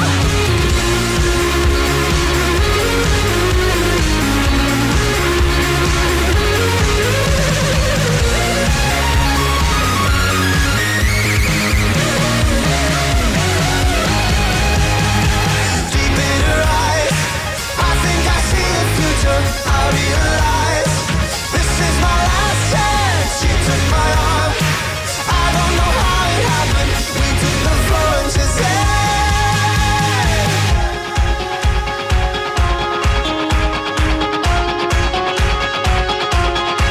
oh, don't you dare look back, just keep your eyes on me. I said, you're holding back. She said, shut up and dance with me. This woman is my destiny. She said, ooh, ooh, shut up and dance. Don't you dare look back, just keep your eyes on me. I said, you're holding back. She said, shut up and dance with me. This woman is my destiny. She said, ooh, ooh, shut up and dance with me. Ooh, ooh, shut up and dance with me.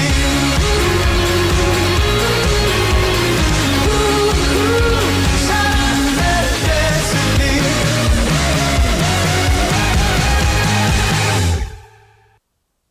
Welcome back, everybody. We're talking about your favorite or best regional specialties or souvenirs that you have bought or received over the years. 내가 구매해본 또는 받은 가장 마음에 들었던 지역 특산품이나 기념품.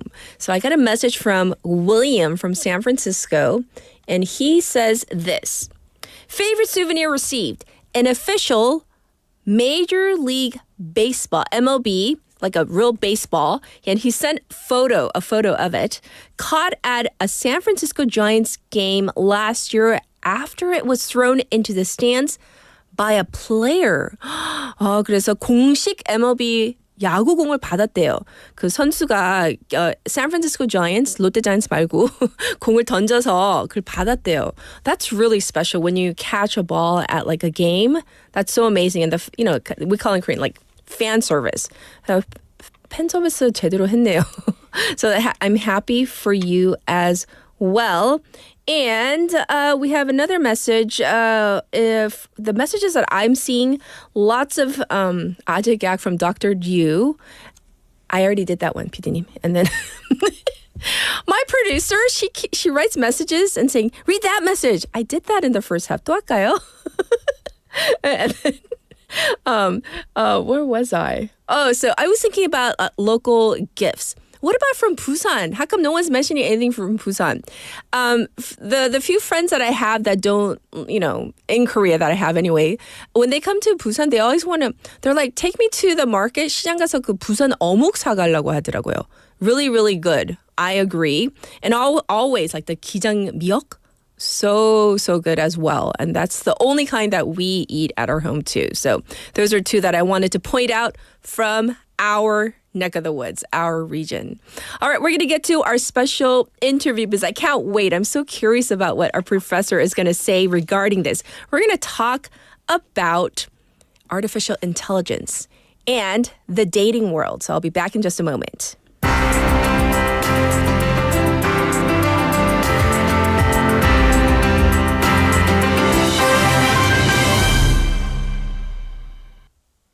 AI, artificial intelligence, it is everywhere. But now it's making its way into the dating world, not just as a matchmaker, but also as a coach and even a potential romantic partner. AI-powered tools can help people craft the perfect dating profile, offer real-time conversation advice, and suggest compatible matches. But as AI plays a bigger role in love and relationships, many wonder if it's truly helping or just making things even more complicated. And we all know, if you've been, out in the world in search of romance, oh goodness, it is so complicated, is it not? And how is AI shaping modern romance? And this does remind me of that film, She, from years ago. The one with Joaquin Phoenix, Scarlett Johansson. Do you remember that one? So does that mean that's what we're in store for? Let's find out. We have joining us on the airways Professor Liesl Sharabi, who's an associate professor in the Hugh Down School of Human Communication at Arizona State University. So we're going to talk about this. Hi, welcome to the program. Hi, thanks for having me on. Yes. So let's get into it. AI. I mean, it's basically, affecting every aspect of our lives to the point where now it's currently being used to help people with dating and relationships. True? Yeah. And, AI has actually been playing a role in dating for quite some time now. If you use dating apps, if you've ever done online dating, you've probably had AI involvement in that experience in some way. But especially in the past few years, with all of the big advances that have taken place, it's just really pushed things forward and introduced a lot of new and exciting possibilities, ways that we can help people make better decisions when it comes to partners and also form stronger relationships. Yes, but with AI, it seems like it does maybe for some people help people find matches. But how well does it really understand what goes into making a good relationship?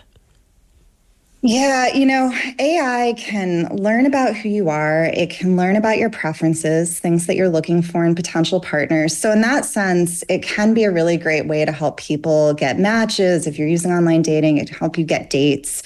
It might even be able to coach you through relationship problems that you're having, but it can't really understand what makes for a good relationship, at least not yet, right? Who knows what the future holds? But part of the problem there is that relationships are just really complicated. And so knowing, say, which profiles people are attracted to on a dating app isn't really going to tell you how well they'll hit it off in person, let alone what it's going to be like to be in a long-term relationship with that person. So when it comes to good relationships, things are just incredibly complicated. Indeed. But what about for people who might be trying to use AI as a dating coach? So if we had to compare the advantages of using AI as a dating coach versus compared to, I guess we would say in quotes, traditional methods, I mean, are there advantages? There definitely are. I mean, one big advantage is that AI is just really convenient. So if you have a really busy work schedule, if you work on sort of off hours, AI coaches are there for you whenever you need them. So that's a huge advantage. And also they're a whole lot less expensive. I mean, I've done some research, some work with matchmakers, and those services are not cheap. I mean, it can cost hundreds, even thousands of dollars to work with a professional dating coach. Yes. So AI is far less expensive. And for some people, it can also be a lot more comfortable because, you might be a person who maybe is socially anxious, or maybe there are things about your personal life you don't really want to share with somebody, but you're okay sharing that with AI. And so I think when it comes to coaching, there are definitely benefits there. Yes. So those are the benefits. But what about some of the risks or maybe the disadvantages of using AI in this way? Yeah, I mean, I think that one of the biggest risks when you look at coaching or even, beyond coaching, when we're talking about AI relationships, there's this risk that we're going to start replacing human partners with AI partners. That's one thing that I think a lot of people are worried about. And also, I think a lot of people are worried that it could further isolate us. Instead of connecting with real people, you're just throwing more technology at the problem and having people turn to AI as opposed to getting them out there connecting with people in the real world. I mean, I think those are some of the big concerns that people have right now. Right. So I was listening to a podcast, and at the beginning of a podcast, there was a woman who was saying that she was using, for example, ChatGPT to help her after the breakup with her partner, and she thought it was really beneficial. She benefited from that experience. But is this becoming more and more common? Yeah, I mean, I think that we're seeing a lot more people experimenting with different ways that they might incorporate AI into their relationships. And so I do think that it's becoming a lot more common. I mean, there's certainly people that are forming relationships with AI, right? But at the same time, I think there are also a lot of people who are trying to figure out how can this help my existing relationships and help connect me with other people. That's where a lot of my focus really is. Right. And so speaking of forming relationships, even with AI, there's even AI, I guess, out there where people are kind of using these programs, I guess, as a romantic partner even. So how does this go? Because obviously it's on a very... it's not a physical kind of thing. So are we talking about like bonds that are created through conversation? Yeah, I mean, I think it's a lot of emotional attachment happening. People are looking for somebody to talk to, and AI becomes, a conversational partner. It becomes something that they're disclosing to. And sometimes that's a replacement for a romantic partner, and sometimes it's in addition to an existing romantic partner. But there are certainly people out there who have formed pretty deep connections with AI. Right. But what might be some of the risks of developing these deep connections? Because just as a person who has never really tried this out, aside from looking up information, but if you're trying to maybe develop a personal relationship with AI, aren't there risks, for example, someone who might be getting away from, reality, things like that? Any risks to this? Yeah, I mean, one thing that I worry about is, the reason why somebody's doing that, right? So if it's that you feel isolated, or if it's that you really struggle to connect with people, or struggle with maybe the skills that you need to form human-to-human connection. Yes. My immediate response would be, how can we develop those skills or put you in situations where you're able to meet new people? And I think, there's certainly benefits of AI companionship, but at the same time, I don't think that it's a substitute. And so I think when it becomes a substitute, that's when I start to worry a little bit. I'm very curious, Professor, for you personally, in testing out, let's say, the different algorithms and the different AI programs, I mean, have you found AI to give you feedback that is very much like a person? Is it that similar? I mean, sometimes it can be, and sometimes the feedback is really helpful and it can be really objective, but at the same time, it's also biased. It's biased by the information that you give it. Like if I explain a situation or difficulty I'm having in my relationship, the AI only knows what I'm telling it, right? It doesn't know the other point of view. And so sometimes it can be really great, but at the same time, it's limited too. And so, I think there are advantages, but as with all of this, it's just so complicated. Yes. And what do you think this says about modern relationships as a whole? The fact that people who might be feeling isolated or even more comfortable speaking to an AI program versus a real person, do you think this says anything about society as a whole? Yeah, this is a really great question and something I've spent a lot of time thinking about. I mean, I think right now there are a lot of people who are feeling isolated, a lot of people who are really wanting connection and not sure how to find it. And so I think there's this need that it's fulfilling. And I also think that it says something about modern relationships in the sense that we've become also comfortable with the idea of having corporate involvement in our love lives and in these intimate spaces because, AI, it's company, right? And we're okay, in some cases, even paying for those services. And I also think it says something about kind of our expectations for relationships, that we expect them to be on demand and easy and convenient. And that's something that AI gives us. But real relationships aren't necessarily that simple. Yes, yes. And so as we wrap up our discussion today, Professor, how do you see the future of AI and dating evolving? Do you think that it'll become much more of a normal part of finding love or a partner or a romantic, significant other? Or do you think that people will eventually reject it, turning back to human connections? Yeah.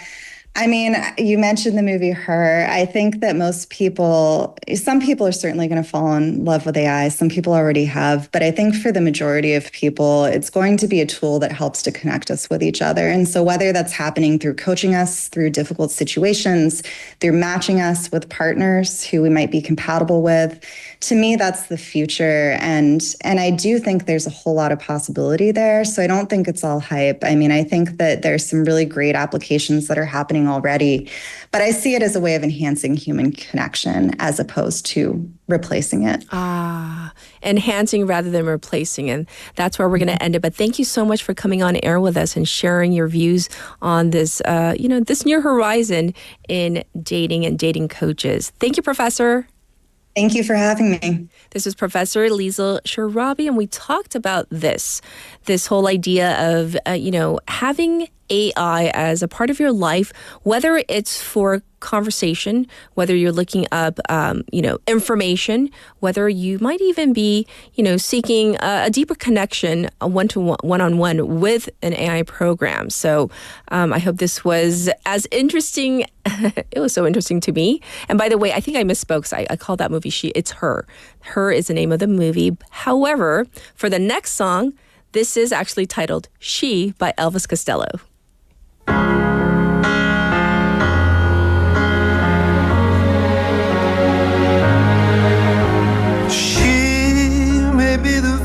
I can't forget, a trace of pleasure or regret, maybe my treasure or the price I have to pay. She may be the song the summer sings, maybe the chill the autumn brings, maybe 100 different things within the measure of a day.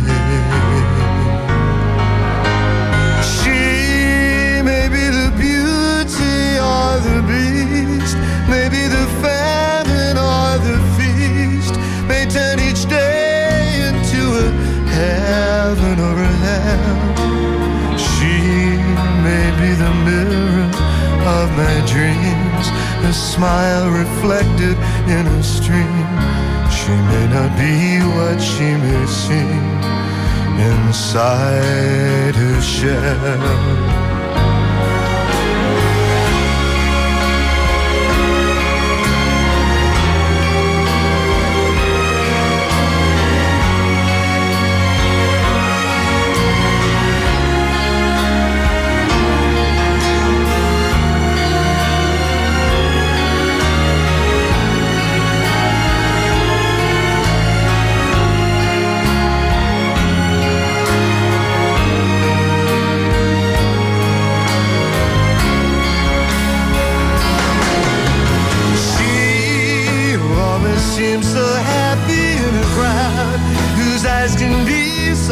And so proud, no one's allowed to see them when they cry. She may be the love that cannot hope to last, may come to me from shadows of the past that I remember till the day I die. She may be the reason I survive, the why and wherefore I'm alive, the one I'll care for through the rough and ready years. I'll take her laughter and her tears and make them all my souvenirs. For where she goes, I've got to be. The meaning of my life is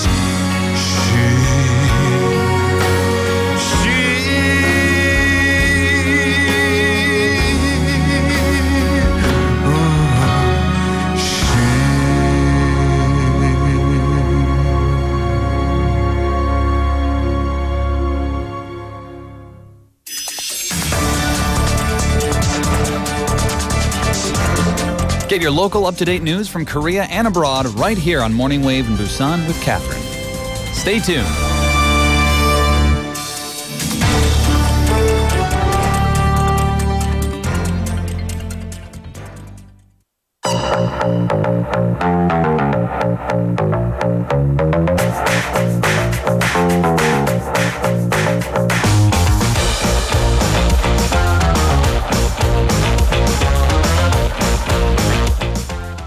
It is time for Business Perspectives. Yes. We have Bobby in the house. Good morning. Good morning, Catherine. How are you? I'm okay. I'm alive. You're alive. I'm alive now. Wow, you're alive. I almost died. Is that right? 30 seconds ago. Wow, yeah. A lot of chaos here, but it's all calm. It's good. It's good. It's good. We're excited. I know. I'm so glad that the cameras aren't going on like throughout the whole program. That's all I can say. If folks only knew. If they only knew. Yeah, we'll just leave it at that. Yeah, it's our little secret. But yeah, I'm going to hold it over that person's head. Yes. All right. How are you? Doing great. I'm looking. I mean, it's frigid this morning here in Busan, but I'm really looking forward to the midweek. It looks like it's going to get kind of warm. I'm not. It's the last day of vacation. Last week of vacation. That's for you.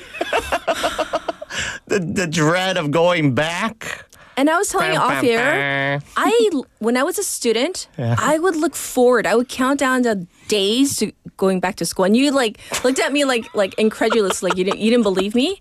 I loved school. I loved going to school. I loved being, active and participating and, being goody two shoes. Your countdown was the days to get to school. My countdown was the opposite, the days to break. No, I hated How summer many break. days till break? I hated summer break Oh, because during boy. summer my mom would shove down classics and so much more. I did so much more during summer break than school season. So. There's a reason. There's a reason for There's that. a reason. Get away from mom. Yes. Sorry, 엄마 듣지 마세요. And so Bobby. Yes. Text topic. Yes. Your favorite or best regional specialties or souvenirs that you have bought or received, whether it's from Korea or from abroad. Like, for example, we had Bonnie. You remember Bonnie, right? Yes, Round yes, Table yes, Bonnie. yes, She brought yes, us chocolate from Switzerland. That was so sweet of her. Right. And then Bobby brought us flaming hot chiteng from America. That's right. Remember? Yes. That's so American, right? So bad for you, and it's so gonna hurt your insides, but so good. Yes. But it was interesting because that was a request that was by a few people before It wasn't just me? Not just you. So it's interesting. It was 3 other people can you bring that back? I'm like, sure, I sure can. Oh, so you weren't surprised though? No, I was like, wow. That's popular. Yeah. I mean, I like them too, but wow. People Yeah. are asking for it. Canadian, those maple. Oh, yeah, that's right. That's right. So stereotypical, right? Do you have anything, a favorite of yours? Well, just a souvenir from a vacation growing up. I remember we did a East Coast trip, Boston, New York. And I remember I bought a little Statue of Liberty souvenir. Statue of Liberty. Yeah. We went up there all the way to the top, by the way. And I bought a little statue and I kept it on my desk. Oh, that's so cute. Yes. I have a question for you, but I can't give the brand name. Sure. Leslie says, I love Bobby's scarf. Is it bird thing? Oh, Leslie, I have a great story on this one. Right there. I got a great story on this one. So I work at a restaurant, right? Yes. But I needed a scarf this winter. Yes. And I was like, where did my scarf from last year go? Oh, it's lost. But guess what? One of our customers came in to eat. And, I got to know him and he brought his family. He's from overseas. Okay. But he brought his parents from Canada over and we're just talking. And I left, and later on, one of our teammates hey, they brought some gifts for us and the whole team. Really? I looked in the bag. This scarf. That's what a Very nice nice gesture. Yeah. Right. So Leslie, I don't think. Yeah, it more than just it's just man, the meaning behind this is much more than a bird thing. I was so Scarf. touched. Oh, that's because so I really needed one, sweet. but also wow, they brought this. That's really, really nice. But that tells me what a good person you are. It's like, why would they just bring you a scarf out of nowhere? Right? Like, I don't know. But yes. Oh, we're getting applause for Benny boy. and a Holy hello cow. and wow and Yeah. nice and lots Yeah. of comments coming up for you. Yes. Yes, it is lovely indeed. Thank you. All right, we're going to jump All into our segment, Business Perspectives. Sure. What do you have for us? All right, so now I got to give this topic some credit because PD Nim, it was one that she taught. She's like, hey, what about this one? Ooh, I'm like, what's hey, this? this is kind of nice, Okay, right? okay. So for all the waivers out there, another, I'll throw this out. If anybody has a topic that they would ever want this highlighted in Business Yes. Perspective, throw it out, send it in. Okay, so we can work on that. So anyways, for this week, wanted to spotlight a startup founder and the company that this person founded. Okay. The current state of the company. Mm-hmm. Now, before we get into the main portion of today's segment, I have a question for you, Yes. Catherine. Now, what do these names have in common? Okay, here we go. Martin Shkreli, Uh-huh. Elizabeth Holmes, Uh-huh. Sam Bankman-Fried, Mm-hmm. Caroline Ellison, Charlie Javis.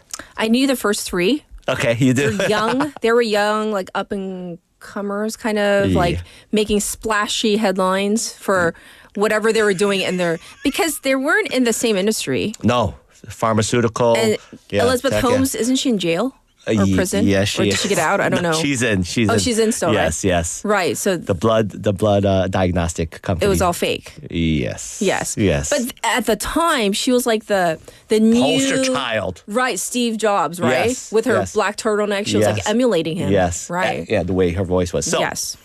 common thread. All of these folks that I just mentioned, they have been on the Forbes 30 under 30. Oh, okay. I kind of So, got it right. Yeah. Highly publicized. Yeah. They were highly sought after millennials. Uh huh. They also founded highly publicized companies that eventually accused of altering the truth for financial gain. Dun, dun, dun. Martin, he's the one with the pharma. Yes. Oh.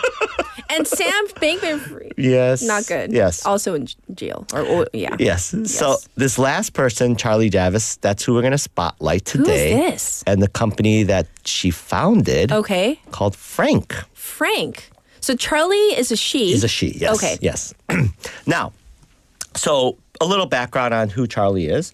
So she was born in 1993, a millennial. She grew up in Westchester County, New York. Yes. Her parents, her father worked in a hedge fund, and her mother is a life coach / former teacher. In terms of her education, in 2013, she graduated from the Wharton School at the University of Pennsylvania. UPenn, okay.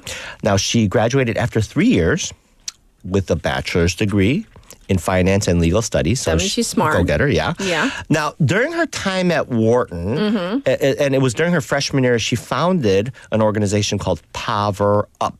And it was an online platform to help students learn more about starting microfinance clubs. Okay. So something, you could tell by a young age that she had this proclivity for organizations or leadership, right?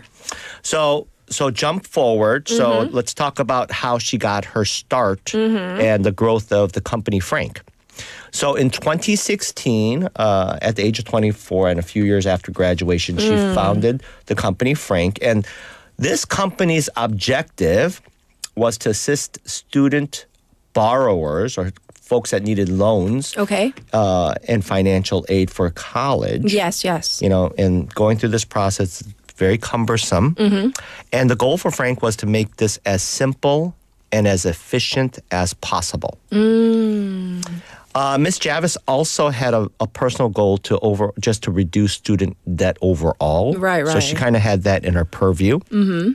Now, going back to the product itself, so the website and the platform was free to use, and it guided students through the online FAFSA, or free application for federal student aid application process. Right. Okay. And in terms of efficiency, it helped the applicants complete more than 100 questions just within a few minutes. Right? Now, there were other features of the platform, so students could search for scholarships and low-cost college courses. Also, they could pay for additional membership features, and some of these features such as access to the company's financial support team. Right. As well as interest-free cash advances while they waited for their financial aid application to be approved. Okay. And also, the platform also assisted students to appeal their financial aid decisions. Okay, so that's like, think about this. The target are college students going through the loan process. Right. So it sounds so good. Very good, right? Altruistic. And it does. Overall, reduce student debt. Right. Now, startup company. Being a part of any startup, there are some bumps in the road. So they started in 2016. And in 2017, the U.S. Department of Education accused the company of potentially misleading customers. About what?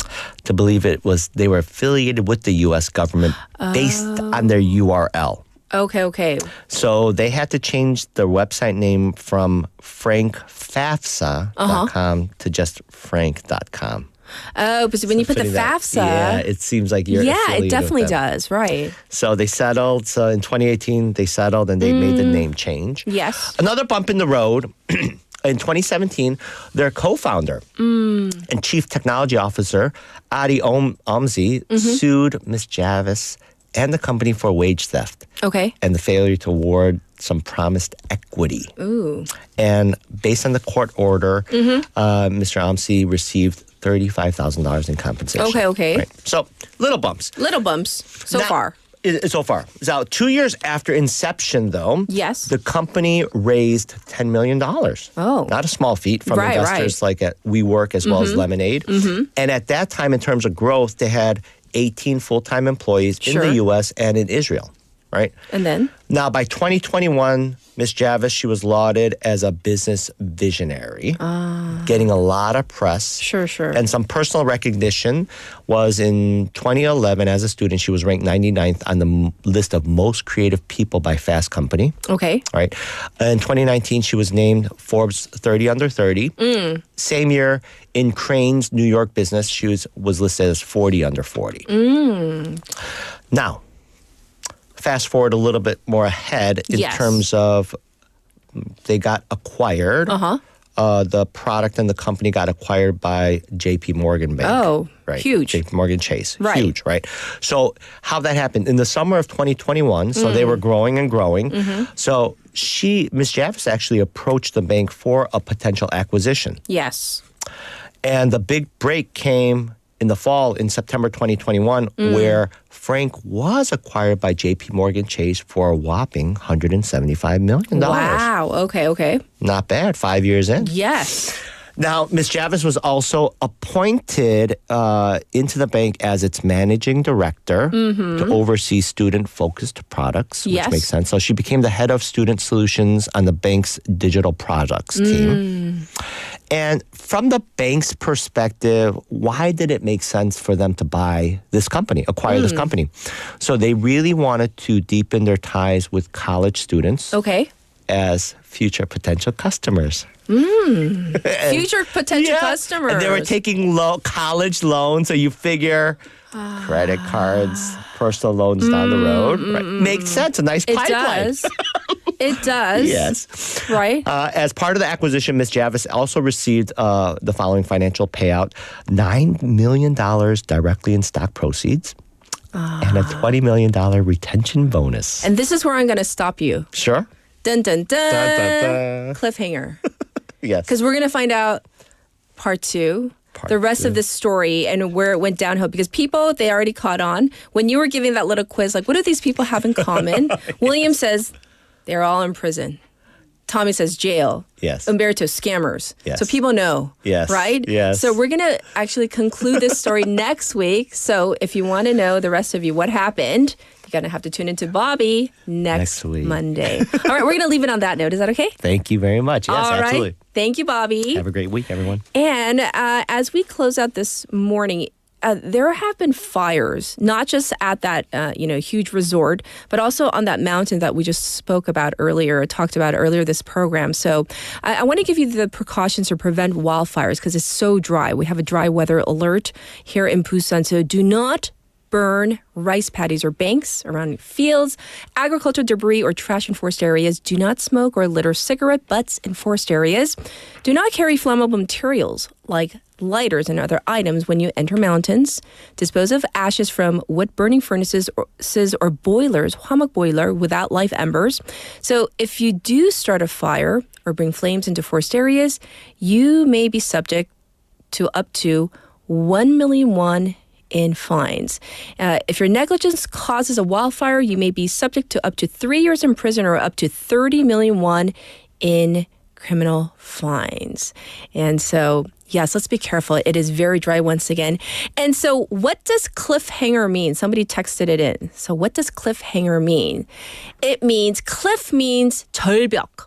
Hang means you're hanging there, and then everybody's wondering, what's going to happen? Is that person going to fall off, or is that person going to survive? 그래서 다음 주에 for Bobby's segment, you can tune in and find out what happened. So we call it a cliffhanger when it's kind of like, it's so exciting and we get to the climax, but we don't know what happens. So hence the word cliffhanger.